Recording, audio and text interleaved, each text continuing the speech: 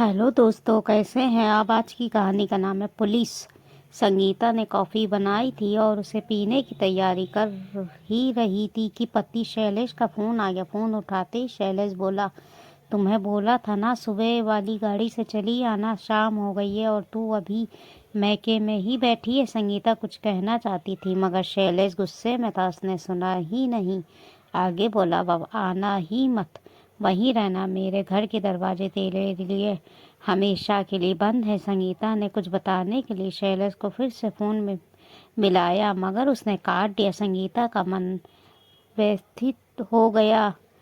सुबह से वो वैसे ही बहुत परेशान थी। भाभी की लड़की हुई थी, डिलीवरी के पश्चात ब्लीडिंग नहीं रुक रही थी, इसलिए वो सुबह से अस्पताल में थी। शाम को भाभी की तबीयत में थोड़ा सुधार हुआ तो वो सुस्ताने के लिए घर चली आई थी। सोचा पति को फ़ोन करके कुछ बताएगी मगर पति ने कुछ सुना ही नहीं, बस अपना तुगलकी फरमान सुना दिया। संगीता रात को अस्पताल गई तो उसने माँ को शैलेश ने जो बोला था बताया।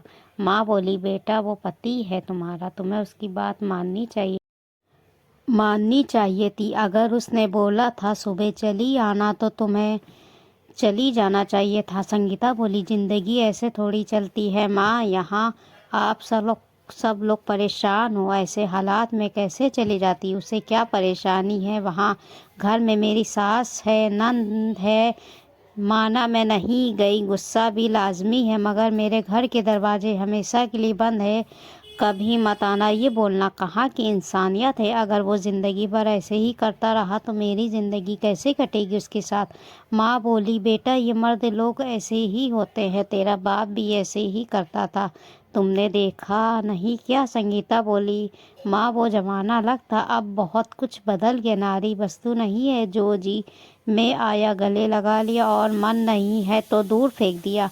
हम लोगों के भीतर भी दिल है, भावनाएं, हमें भी हर्ट होता है। माँ बोली, तू कहना क्या चाहती। संगीता बोली, अब मैं सचमुच वहाँ नहीं जाऊँगी, आप लोग मुझे फोर्स मत करना। फिर संगीता ने ना शैलेश को फ़ोन किया और ना ही शैलेश ने संगीता को फ़ोन किया। शैलेश एक प्राइवेट कंपनी में जॉब करता था, अच्छी पोस्ट पर था, सैलरी भी अच्छी मिलती थी। संगीता भी पोस्ट ग्रेजुएट थी मगर शैलेश संगीता से नौकरी करवाना नहीं चाहता था। वो थोड़ा सनकी और शक्की टाइप का व्यक्ति था। ये सब बातें संगीता को बाद में पता चली। अगर पहले पता चल गई होती तो वो उससे शादी ही नहीं करती।